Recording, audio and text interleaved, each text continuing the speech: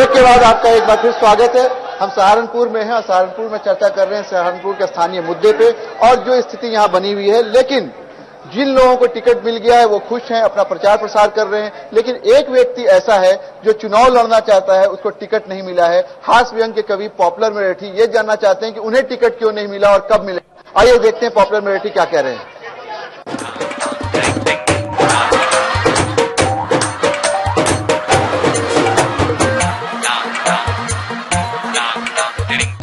लीजिए साहब, हाजिर हूं। इस चुनावी दंगल में हर तरह के नेता नजर आ रहे हैं। मैं तो हर साल आपके साथ रहता हूं, लेकिन इस बार मेरा भी ख्याल कीजिए, टिकट मुझे भी दिला दो असेंबली के लिए। नवाजो सिर्फ मुझे मेहरबानी फरमाकर, नवाजो सिर्फ मुझे मेहरबानी फरमाकर। मैं वादा करता हूं एक एक से कसम खाकर, मैं वादा करता हूं एक एक से कसम खाकर कि 5 साल से पहले यहाँ कभी आकर। नवाजो सिर्फ मुझे मेहरबानी फरमाकर। मैं वादा करता हूं एक एक से कसम खाकर कि 5 साल से पहले यहाँ कभी आकर बनूंगा कष्ट का कारण न मैं किसी के लिए, बनूंगा कष्ट का कारण न मैं किसी के लिए। टिकट मुझे भी दिला दो असेंबली के लिए, दिला दो। और देखिए ये भी होता है कि बाज नेता इलेक्शन में खड़े हो जाते हैं, उन्हें पता है वो जीतेंगे तो है ही, जीतेंगे तो नहीं, लेकिन इलेक्शन में खड़े हैं, उनका मकसद सिर्फ पैसा कमाना होता है। इस पर ये 4 पंक्तियां देखिए कि हो जाएगा अगर सौदा तो मैं भी बैठ जाऊंगा, हो जाएगा अगर सौदा तो मैं भी बैठ जाऊंगा, मिलेगा माल अच्छा तो मैं भी बैठ जाऊंगा। इलेक्शन में खड़ा हूं बैठने के वास्ते मैं तो, कोई पैसे अगर देगा तो मैं भी बैठ जाऊंगा। और कुछ नेता ऐसे भी होते हैं कि अब इस पार्टी से टिकट नहीं मिला तो दूसरी पार्टी की तरफ जा रहे हैं, वहां से टिकट लेने की कोशिश कर रहे हैं और मिल भी जाता है। तो इस पर ये 4 पंक्तियां देखें कि कभी इसे कभी उस पार्टी को छोड़ देता हूँ, कभी इसे कभी उस पार्टी को छोड़ देता हूँ, मैं सबके वास्ते अपनी खुशी को छोड़ देता हूँ। कभी इसे कभी उस पार्टी को छोड़ देता हूँ, मैं सबके वास्ते अपनी खुशी को छोड़ देता हूँ। जहाँ के लोग मेरी असलियत को पहचान जाते हैं, कसम भगवान की मैं उस गली को छोड़ देता हूँ।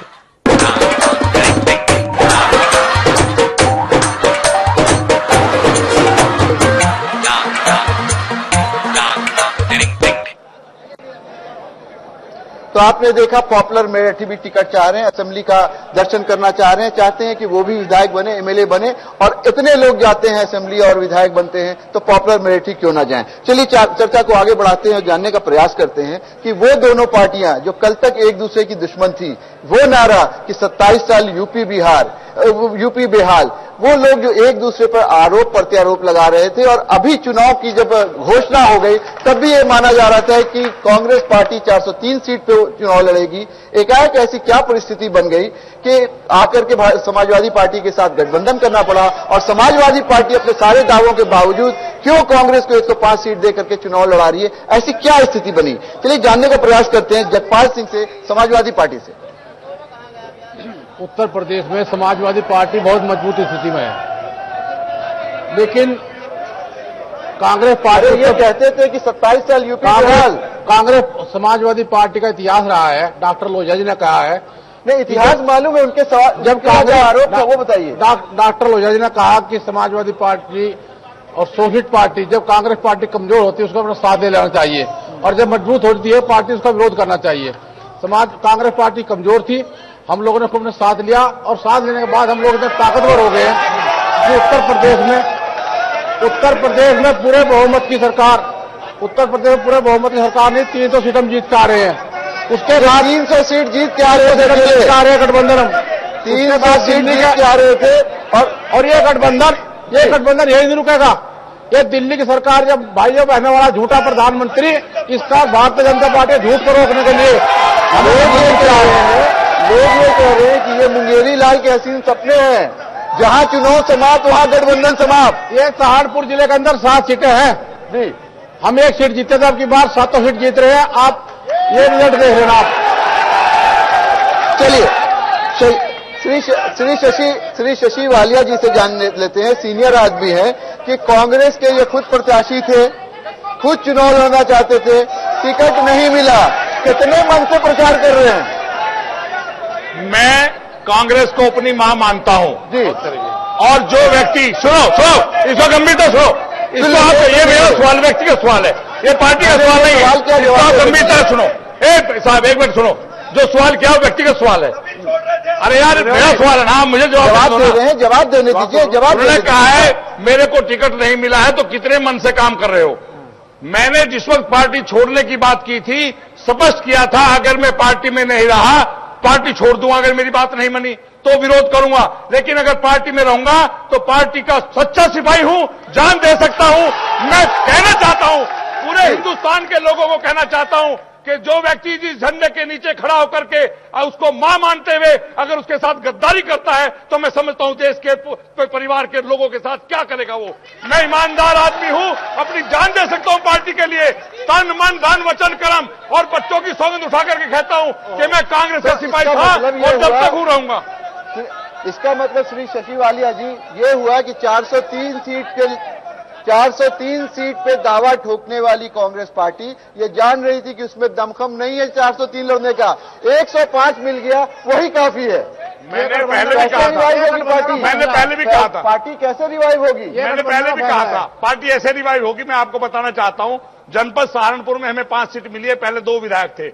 उत्तर प्रदेश के अंदर हमारे 29 विधायक थे। अब क्या में गठबंधन के बाद चूंकि हम लोगों ने सेकुलर फोर्सेज के जो बंटवारा होता था वोटों का, उसको एक साथ करने के बाद दोनों के वोटर एक ही हैं, दोनों के वोटर एक हैं। आप इनके यहाँ से नहीं, हमारे 11%, 10.8% वोट उत्तर प्रदेश, एक बार सुनो, 10.8% वोट उत्तर प्रदेश में हमें 2012 चुनाव में मिला है। समाजवादी को परसेंटेज अलग है, दोनों की परसेंटेज लगभग 40% बनती है। उत्तर प्रदेश के अंदर कोई एक व्यक्ति बता दे, देश के अंदर कोई एक व्यक्ति बता दे कि 30-31% पर सरकारें बन जाती है, हम तो 40% के आसपास। 40%। लेकिन ये बताइए कि गंगों में क्या हो रहा है? विरोधी कैंडिडेट खड़े हो रहे हैं, विरोध हो रहा है। रायबरेली में संजय सिंह अपनी पत्नी को खड़ा कर रहे हैं, अमिता सिंह को। जब स्थिति इस तरह की बनी हुई है कि अभी तक स्पष्ट नहीं है आप कितनी सीट लड़ रहे हैं, आपके जो कैंडिडेट हैं जिनको चुनाव में टिकट नहीं मिला, सीट कट गई, वो रेबल कैंडिडेट बने हुए हैं, तो इनका कहीं ना कहीं चांस खराब हो रहा है। नहीं, मैं आपको बताना चाहता हूं, सहारनपुर में अधिकृत प्रत्याशी 5 कांग्रेस के पास है, 2 समाजवादी के पास हैं। कांग्रेस का प्रत्याशी वहां नौमान मसूद अधिकृत है, जो दूसरे प्रत्याशी लड़ रहे हैं उनको समाजवादी पार्टी निष्कासित कर चुकी है। कहीं ना कहीं बगावत हो गई ना? नहीं, निष्कासित कर चुकी है। मतलब बगावत तो कोई भी कर सकता है। कार्यकर्ता इससे सीखे, कार्यकर्ता इससे सीखे। आप सालों साल तक पार्टी का झंडा धोते रहे, उसका ड्रम बजाते रहे, लेकिन इनके अगर मकसद मिल गए तो आपको भूल करके दूसरे को टिकट दे देंगे। यही मतलब हुआ ना? पूरी शिद्दत से काम किया जगपाल सिंह जी ने, अलायंस हो गया, टिकट नहीं मिला। कोई बात नहीं, हम कुछ एक बात कहना चाहता हूं, देख जी, केवल जब पार्टी राजनीतिक पार्टी के सदस्य का सबसे पहला कर्तव्य बनता है कि वो पार्टी के हित को सर्वोपरि रखे। ये हमारा व्यक्तिगत हित है, कमजोर हो सकता है, ताकतवर हो सकता है, पार्टी का हित सर्वोपरि है। ठीक है, जगपाल सिंह इन्होंने जो बात कही, श्री शशि वालिया जी ने जो बात कही, उससे ये लग रहा है कि इन लोगों ने 40% से ज्यादा वोट पे अपना एकाधिकार बना लिया है। अगर ये स्थिति सही है तो फिर हाथी कैसे दौड़ेगा? ये इनका एक ख्वाब है, वो ख्वाब कोई पूरा नहीं होगा। क्यों नहीं पूरा होगा? आपके जीत का समीकरण या आपका आंकड़ा क्या कहता है? हमारे पास आंकड़ा है, हमने जिसे ये बता रहे हैं, हमने भी मुस्लिम समाज को 103 टिकट दे दिए हैं, दलित और मुस्लिम मिलकर के, और जितने हमारे प्रत्याशी उत्तर प्रदेश के अंदर लग नहीं रहा आपकी बातचीत। सुनिए पूरी बात बता रहा हूं मैं जी। हमारा समीकरण सीधा सीधा है, ये 40% पे रुके हुए हैं, हम रुके हुए हैं सीधे 50% पे। ये सीधे 50% है, आज तो 10% पे आ गए। कुछ नहीं है भाजपा 10% पे। और सुनिए ये सब जो है, सुनिए, ये सब ख्याली पुलाव ले रहे हैं। सुनिए, भारतीय जनता पार्टी MP हमारा और विधायक हमारा और पुनः जीत के आ रहे हैं। ये बताएगी, जनता बताएगी, ये तो जनता बताएगी कि कौन जीतेगा।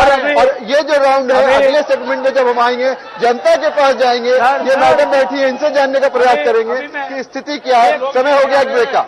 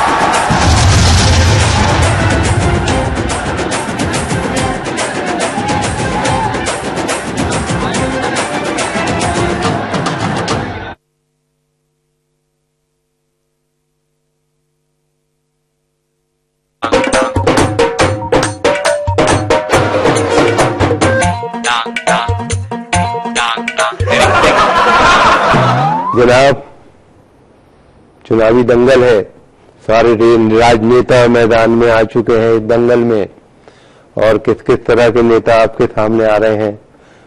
तो बहरहाल मैं तो आपका अपना हूं, मेरा भी ख्याल कीजिए, टिकट दिला दीजिए असेंबली के लिए।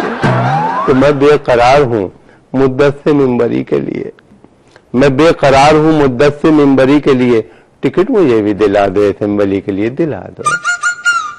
मैं एक उम्र से हूं मुफलिसी की चादर में, गरीबी, मैं एक उम्र से हूं मुफलिसी की चादर में, नहीं है रूखी भी रोटी मेरे मुकद्दर में, नहीं है रूखी भी रोटी मेरे मुकद्दर में, है मेरी कश्ती परेशानी के समंदर में, है मेरी कश्ती परेशानी के समंदर में।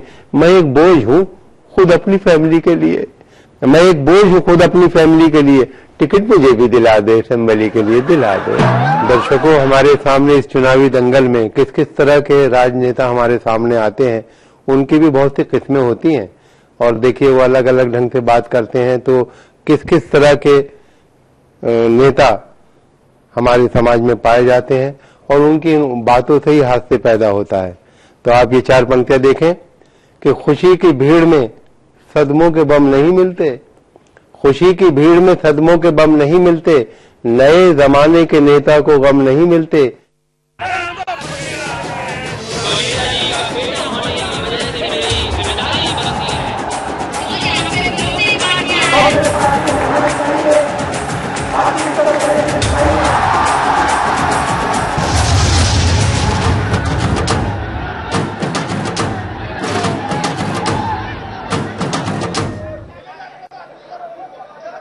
ब्रेक के बाद आपका एक बार फिर स्वागत है। बहस बहुत रोचक हो गई है।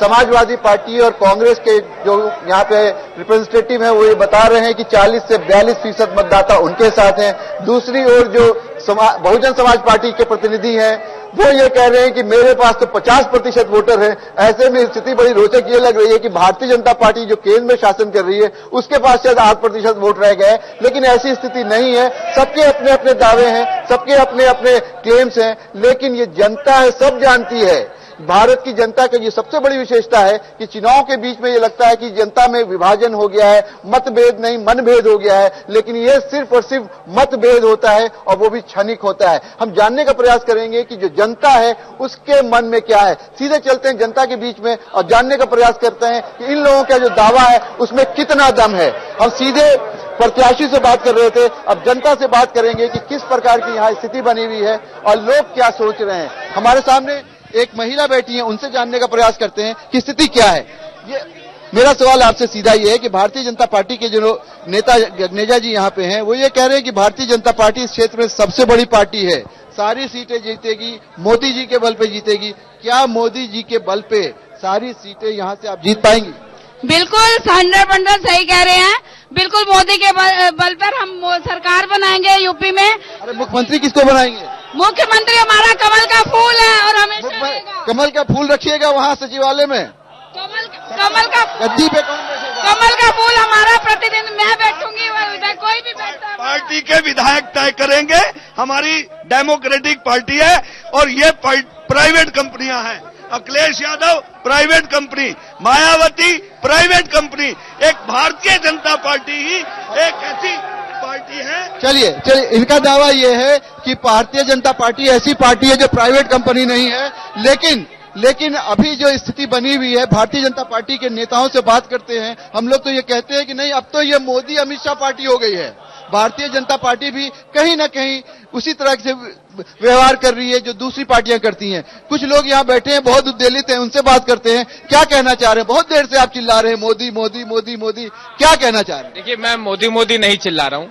मैं दोनों इन जिलाध्यक्षों से पूछना चाहता हूँ एक बात कि इनके पास मोदी के अलावा कोई और एक शब्द भी नहीं है कि मतलब किस विचारधारा पे ये लड़ाई लड़े। इन लोगों का मैं इन दोनों अध्यक्षों से पूछना चाहता हूं कि इनका गठबंधन जो है किस प्रकार है। गठबंधन होता है विचारधाराओं पर। ये तो कह रहे हैं कि विचारधारा पे है, ये सेकुलरिज्म इनका आइडियोलॉजी है, क्योंकि इनको लगता है कि देश में ऐसी स्थिति बन गई है कि सेकुलरिज्म कहीं ना कहीं समाप्त होता दिख रहा है। इसलिए इन्होंने बहुत स्पष्ट कहा है राज्यपाल जी ने, इसलिए हमने ये गठबंधन किया है। श्री शशि जी ने भी यही बात कही। मैं ये मानता हूं इनका जो गठबंधन है ये इस तरह के गठबंधन नहीं है। गठबंधन ऐसे विचारधाराओं से नहीं होते, इनका ठगबंधन है ये। पहले इनका गठबंधन नहीं, ठगबंधन है। क्या कहिएगा? गठबंधन, इनका गठबंधन नहीं है, इनका गठबंधन नहीं है। मैं एक बात ये कह रहे हैं गठबंधन है। ये गठबंधन है। जब लड़ाई बड़ी हो तब छोटी लड़ाई को छोड़ के हमें भाजपा को नास्ताबुद करने के लिए हम अखिलेश भैया राहुल गांधी निकल पड़े।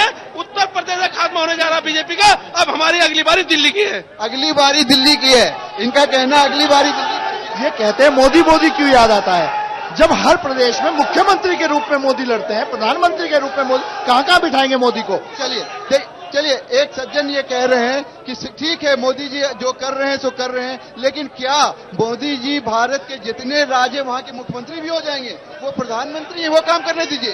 वो प्रधानमंत्री है, वो काम करने दीजिए। हमारे साथ राष्ट्रीय लोकदल के जिला अध्यक्ष हैं, उनसे जानने के प्रयास करते हैं कि जो स्थिति बनी हुई है, आपने सबके दावे सुने, सब अपनी अपनी डपली अपना अपना राग अलाप रहे हैं, आप किस प्रकार से देख रहे हैं? हम देख रहे हैं कि जनता इन सब से पूरी तरीके से भयभीत हो चुकी है। जो है आप दौड़ में कहाँ है? राष्ट्रीय लोकदल का? राष्ट्रीय लोकदल इस बार सरकार बनाएगा। कैसी बात कर रहे हैं आप? नगर अध्यक्ष है, कैसे सरकार बनाइएगा? आप तो पूरी सीट पे चुनाव नहीं लड़ रहे। आप 300 सीटों पर हम चुनाव लड़ रहे हैं। 300 सीट पे लड़के 200 सीट जीत जाएंगे। सहारनपुर पर जो हमारी छोटी छोटी पार्टियों से हमारा गठबंधन है, इसलिए हम पूरे उत्तर प्रदेश में चुनाव लड़ रहे हैं। और मुख्यमंत्री जयंत चौधरी जी हमारे मुख्यमंत्री होंगे। ऐसी बात कर रहे हैं आप बुजुर्ग हैं, आप सियासत में, राजनीति में कैसे बन सकते हैं? कौन सा समीकरण है? मैं यहाँ की जो जनता है वो सपा बसपा और भारतीय जनता पार्टी को पूरी तरीके से देख चुकी है, समझ चुकी है, इसलिए वो जयंत चौधरी को चाह रही है और जयंत चौधरी को यहाँ का मुख्यमंत्री बनाना चाहती है। चलिए जी, इनको लगता है कि जयंत चौधरी मुख्यमंत्री बन जाएंगे, क्या लगता है? नहीं, मुझे लगता है कि अखिलेश जी और ये गठबंधन दोबारा बनेगा। क्यों बनेगा? क्या किया अखिलेश जी ने? विकास किया है अखिलेश जी ने, मेट्रो से, समाजवादी पेंशन से, लैपटॉप से, ई रिक्शा देकर। और मैं बीजेपी के लोगों से एक सवाल करना चाहूंगा, बहू बेटी की जो बात करते हैं, आज प्राइम चैनल पे गुजरात में 4 बीजेपी के कार्यकर्ता सरेआम पकड़े गए एक महिला के साथ गैंग रेप करते हुए। नोटबंदी से इन्होंने तो लॉ एंड ऑर्डर की अगर बात कर रहे हैं, लॉ एंड ऑर्डर की बात कर रहे हैं, तो कहीं ना कहीं उत्तर प्रदेश में भी लॉ एंड ऑर्डर की स्थिति बहुत खराब है। आप लोग बैठ जाइए, आप लोग के पास फिर वापस आएंगे, नहीं, किसी महिला से बात करना चाह रहा हूँ जी। बैठ जाइए, प्लीज बैठ जाइए, ऐसे कोई बात नहीं हो पाएगी। आप लोग बैठिए, आप लोग अपनी जगह पे बैठिए, मैं आपके पास आ जाऊंगा। नहीं, आप लोग बैठिए, आप लोग नहीं, ऐसे नहीं, बैठिए, अपनी जगह पे बैठिए। ऐसा खुंटा तोड़ दे, बाकी आप अपनी जगह पे बैठ जाइए। 12 दोनों का ऐसा खुंटा तोड़ेगा, क्या कहना चाह रहे हैं? क्या सवाल, किससे सवाल है आपका? सवाल किससे है? सहारनपुर के अंदर वुड कार्विंग का कारोबार है और यहाँ पे वुड कार्विंग से रोजी रोटी जुड़ी हुई है। जिस तरीके से वुड कार्विंग पे इन्होंने वुड कार्विंग का, लकड़ी के कारोबार का मुद्दा उठाया, आप क्या कहते हैं? मैं बदरमान शरारनी ये कहना चाहता हूँ, अगर भय मुक्त समाज चाहते हैं तो बहन जी की सरकार लानी होगी। ये गुंडागर्दी की सरकार नहीं चलेगी, ये रेप नहीं चलेगा, ये बलात्कार नहीं चलेगा, कुछ नहीं चलेगा। चलिए, एक बहुत अहम मुद्दा उठाया है, एक सज्जन ने बहुत अहम मुद्दा उठाया है कि यहाँ पे जो स्थिति बनी हुई है, ये एक स्थानीय मुद्दा है। बैठ जाइए,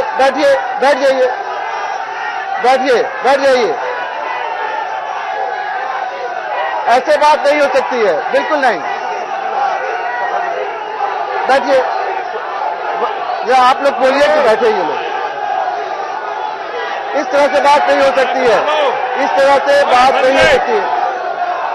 अगर आप लोग ऐसे कीजिएगा तो शो समाप्त करना पड़ेगा। प्लीज बैठ जाइए, बैठिए, थोड़ा सा माहौल को, बैठ जाइए। बैठिए, बैठ जाइए। जगपाल सिंह जी, आपसे, जगपाल सिंह जी, एक सवाल है आपसे। एक सज्जन ने यहाँ पे सवाल उठाया है कि सहारनपुर में लकड़ी का काम होता था। पार्टी के लोग हैं, थोड़ा माइक के बढ़वाइए। प्लीज बैठ जाइए, प्लीज बैठ जाइए, बैठ जाइए, बैठ जाइए। ये सब सपा के लोग हैं। हेलो, ये सब क्या हल्ला कर रहे हैं जी? मेरा सवाल सहारनपुर के अंदर कि जिस तरह से सहारनपुर का लकड़ी उद्योग, वुड कार्विंग का जो उद्योग है वो बढ़ता चला जा रहा है। जो यहाँ के कारीगर हैं, लकड़ी पे जो काम करते हैं, नक्काशी करते हैं, बढ़िया फर्नीचर बनाते हैं, उनको किसी तरह से सहायता नहीं मिल रही है। क्या कहना है आपका? सबसे पहले मैं बताना चाहता हूं, जब हम सरकार में आए उस टाइम बिजली की व्यवस्था बड़ी खराब थी।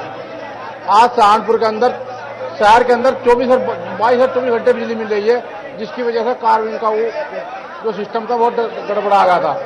जिस दिन से बिजली की व्यवस्था सही हुई है। आपके पास कोई ऐसा रोड मैप है, कोई ऐसी स्कीम है कि वुड कार्विंग को लेकर के वो जो मरता हुआ जो उद्योग है उसको जीवित करने के लिए क्या कोई सोच है आपके पास? समाजवादी पार्टी, हमारे मुख्यमंत्री जी ने इनके लिए कई योजना चलाई है जी, उनको सहायता देने का काम किया है। लेकिन जिस दिन से नोटबंदी हुई है, 6 महीने से लोग कमर टूट गई है। नोटबंदी से सारा काम गड़बड़ा गया है, सारा सिस्टम खराब। एक सवाल जनता से आया है कि यहाँ पे बहुत बड़ा उद्योग था लकड़ी का, वो मर रहा है।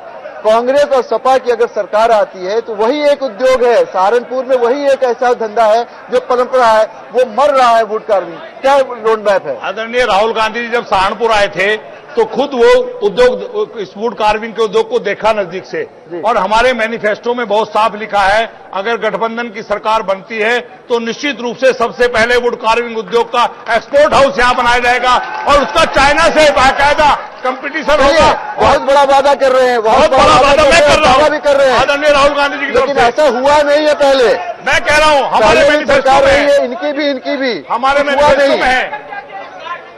अभी राहुल जी, लेकिन अब कह रहे हैं कि करेंगे। अरे भाई, क्यों ना लगाया? वो हमने नहीं लगाया। ऐसा है हम हटाएंगे, हम हटाएंगे। तेरा वादा, ये वादा कर रहे हैं, वादा कितना निभाएंगे पता नहीं है, लेकिन आपके पास, हमारे पास कोई दूसरा चारा नहीं है। नेताओं के वादों पे भरोसा करना पड़ता है और उसके बाद ही। समाजवादी पार्टी ने मैनिफेस्टो में जो कहा था जी, उत्तर प्रदेश के अंदर केवल समाजवादी पार्टी एक ऐसी पार्टी है जिसने घोषणा पत्र में जो कहा था अपना काम पूरा किया है, और घोषणा पत्र है ज्यादा काम, अपना घोषणा पत्र है ज्यादा काम उत्तर प्रदेश के अंदर करके दिखा दिया।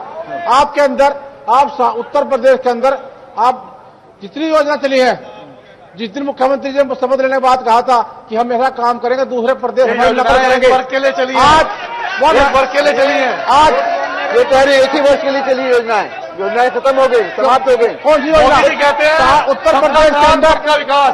देखिए मोदी कहते हैं जो योजनाएं वो पूरा हिंदुस्तान के लिए है, और ये लोग जो बना रहे हैं एक वर्ग विशेष के लिए बना रहे हैं। चलिए, 3 चिल्ली मिलें बंद हुई, 400 कनेक्शन बंद हुए और वो मायावती जी ने बेची है, मायावती ने बेची है फैक्ट्री, जवाब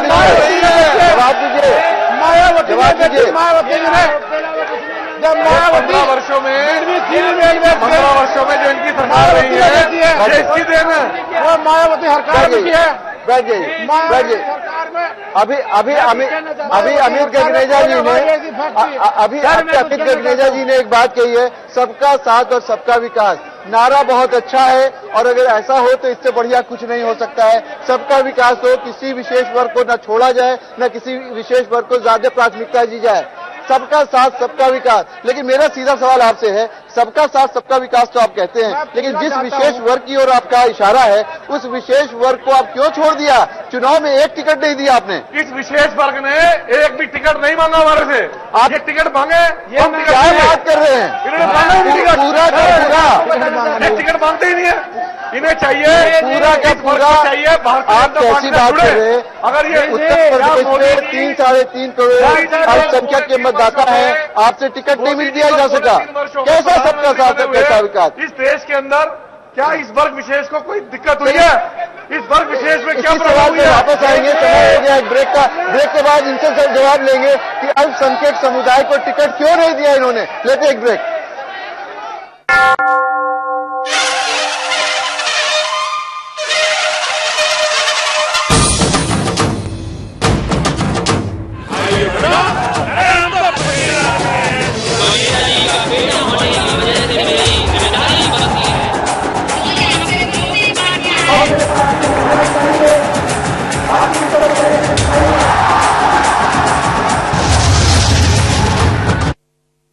अरे भैया तुम्हें कब्ज है क्या?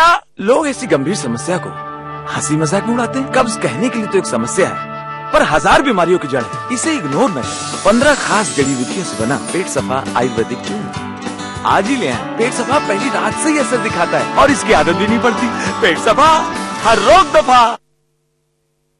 काम बोलता है भाई, काम बोलता है, अंजाम बोलता है, अजी काम बोलता है।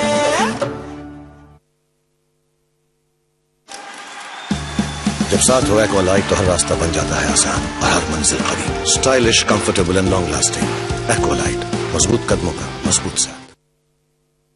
गंगा जमुनी तहजीब के लिए कभी मशहूर था उत्तर प्रदेश, पर ऐसा ग्रहण लगा 2012 के विधानसभा चुनाव में कि अपने फायदे के लिए उन्होंने हमारे बीच दरार डाल दी। पर इस बार हमारा वोट है सिर्फ बहन जी के साथ। सभी वर्गों और धर्मों के लोगों के हित के लिए इस बार बनाएं उत्तर प्रदेश में बहुजन समाज पार्टी की सर्वजन हिताय व सर्वजन सुखाय की सरकार। मेरे पास उनका साथ है। 15 खास जड़ी बूटियों से बना पेट सफा आयुर्वेदिक चूर्ण आज ही ले आए। पेट सफा पहली रात से ही असर दिखाता है और इसकी आदत भी नहीं पड़ती। पेट सफा हर रोग दफा। काम बोलता है भाई, काम बोलता है, अंजाम बोलता है, अजी काम बोलता है।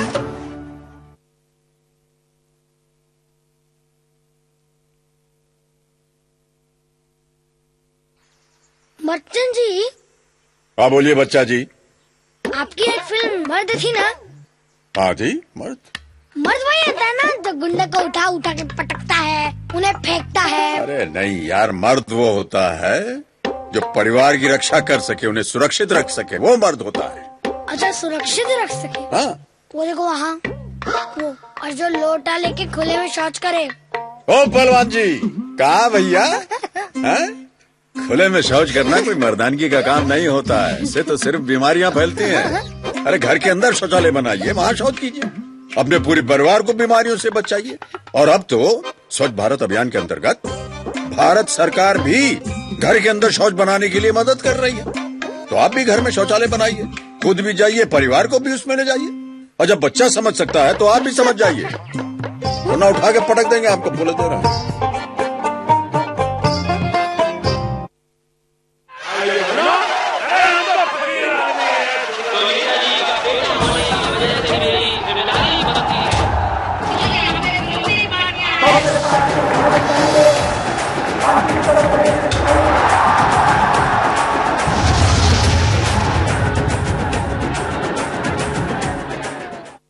अरे भैया तुम्हें कब्ज है क्या? लोग ऐसी गंभीर समस्या को हंसी मजाक में उड़ाते हैं। 15 खास जड़ी बूटियों से बना पेट सफा आयुर्वेदिक चूर्ण आज ही ले आए। पेट सफा पहली रात से ही असर दिखाता है और इसकी आदत भी नहीं पड़ती। पेट सफा हर रोग दफा। घर से अकेले निकलना मुश्किल है, हमारी सेफ्टी की तो किसी को फिक्र ही नहीं रही इन 5 साल में। पर इस बार मेरा वोट है सिर्फ बहन जी के साथ। न भय, न अपराध, न अत्याचार। इस बार बनाएं उत्तर प्रदेश में बीएसपी की सर्वजन हिताय व सर्वजन सुखाय की सरकार। काम बोलता है भाई, काम बोलता है, अंजाम बोलता है, अजी काम बोलता है। 15 खास जड़ी बूटियों से बना पेट सफा आयुर्वेदिक चूर्ण आज ही ले आए। पेट सफा पहली रात से ही असर दिखाता है और इसकी आदत भी नहीं पड़ती। पेट सफा हर रोग दफा।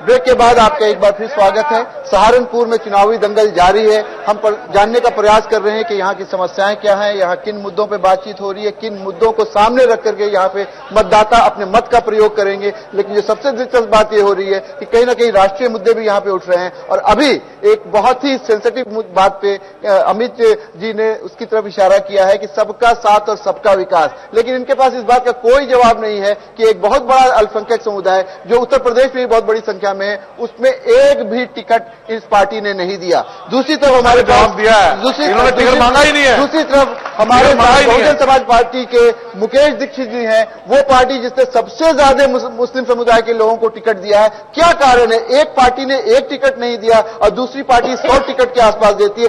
किन बातों को सोच करके आपने इतने बड़े लोगों को टिकट दिया? पहले आप सबका साथ सबका विकास की बात करो। ये नारा जो भारतीय जनता पार्टी ने दिया है, सबका साथ सबका विकास, मैंने इस नारे को थोड़ा चेंज किया है जी। ये नारा है सबका नाश अपना विकास। सबका नाश अपना विकास जी। ये नोटबंदी ने सबका नाश कर दिया पूरे। देखिए आपकी बात पे जो समर्थक है वो भी ताली बजा रहे हैं जी। सुनिए जी। और अब बात जी, आप कह रहे हैं कि 103 टिकट हम लोगों ने दिए हैं जी। इन्होंने तो सबका साथ सबका विकास में एक भी टिकट मुस्लिम समाज को नहीं दिया है। मांगे तो सही, मांगने की बात है, मांगने की बात है। देखिए ये जवाब से सहमत है आप तो देंगे। आप कैसी बात कर रहे हैं? आप टिकट मांगो ना, भाजपा का जाओ टिकट ले लो। ये हास्यास्पद बात है। आप भारतीय जनता पार्टी घर जाकर टिकट देगा। आपकी सोच जो है वो सांप्रदायिक ये लोग पैसे लेके टिकट देते हैं। भारतीय जनता पार्टी कार्यकर्ताओं को टिकट देती है। आज मोदी जी का आपको पता है, अमित शाह जी का आपको पता है, राष्ट्रीय अध्यक्ष और प्रधानमंत्री बन गए। और हमारे यहाँ कार्यकर्ताओं से पूछ होती है। जब इनका नंबर आए, जब कार्यकर्ताओं को पूछा जाता है, जब इनका नंबर आए जब बोले। मैं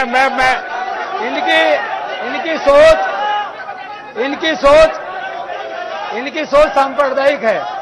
और मैं छोटी सी बात क्या करके बोलिए छोटी सी बात क्या करके सारी बात का हल निकाल देता हूँ अभी। अबे बोलने दीजिए। अबे मैंने एक व्हाट्सएप पे मैसेज पढ़ा जी। माननीय प्रधानमंत्री जी ने अपने पीए से पूछा कि सर अब कहाँ का दौरा बाकी है, कहाँ का दौरा बाकी है। सिर्फ एक ही बात कही कि अब तो दिल का दौरा बाकी है, यूपी में चुनाव आ गया। अब दिल का मायावती जी का होने वाला था। नहीं कह सकते हैं, नोटबंदी के कारण मायावती जी पता नहीं कैसे बच गई होंगी। दिल्ली हार चुके हैं, दिल्ली हार चुके हैं, बिहार हार चुके हैं, उत्तर प्रदेश में अपना बताओ, लोकसभा में कहाँ पहुंच गए? बिहार हार चुके हैं, लोकसभा में कहाँ पहुंच गए और विधानसभा में कहाँ जाओगे? लोकसभा में 0, विधानसभा में अब 0 होने वाले हैं। लेकिन अमित गंडेला जी, आपकी स्थिति भी बहुत अच्छी नहीं दिख रही है। आपकी स्थिति भी अच्छी नहीं दिख रही है। प्रदेश के अंदर सरकार बनाने जा रहे हैं। आप सरकार बना रहे हैं। 17 मार्च को हम लोग शपथ लेंगे। चलिए, ये 17 मार्च को उत्तर प्रदेश में भारतीय जनता पार्टी की शपथ होगी। आपको लगता है कि शपथ होगी? यहाँ पे कौन होगा मुख्यमंत्री? मुख्यमंत्री हमारा संसदीय दल तय करेगा, जिसको तय करेंगे। हमारे यहाँ मुख्यमंत्री की लाइन लगी हुई है, इनकी तरह नहीं है बेटा चाचा भतीजा या मायावती जी। हमारे यहाँ मुख्यमंत्री बनने वालों की लाइन है। आपके पास अखिलेश यादव के टक्कर में हमारे पास अखिलेश यादव जैसे 10 लोग ऐसे हैं। आप तो मोदी जी को ला रहे हैं, इतना बड़ा पहलवान। मोदी जी देश के प्रधानमंत्री हैं, उनको क्यों ला रहे हैं? प्रदेश में तो बोलेंगे आके भाई, मोदी जी जहाँ चुनाव होते हैं, प्रधानमंत्री जहाँ चुनाव होते हैं, राज स्तर पे अखिलेश जी के सामने किसी को लाना चाहिए ना। हमारे पास तो एक से एक नेता है, लेकिन हम ये नहीं कहते। हम भारतीय जनता पार्टी विश्वास करते हैं लोकतंत्र में। हमारी पार्टी में संसदीय जो दल का नेता होगा उसे चुना जाएगा और सब विधायक मिलकर चुनेंगे। एक बात लॉजिकली पूछना चाहता हूँ,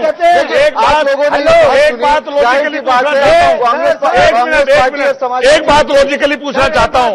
सबका साथ सबका विकास, बाकी बातें तो अलग की हैं, उसका जवाब देना चाहता हूँ। 1,13,000 करोड़ अबानी अंडानी 9 पारिवारिक घरानों का कर छोड़ा, वो सबका साथ है। देश के किसानों का 73,000 करोड़ माफ करने में जोर पड़ रहा है।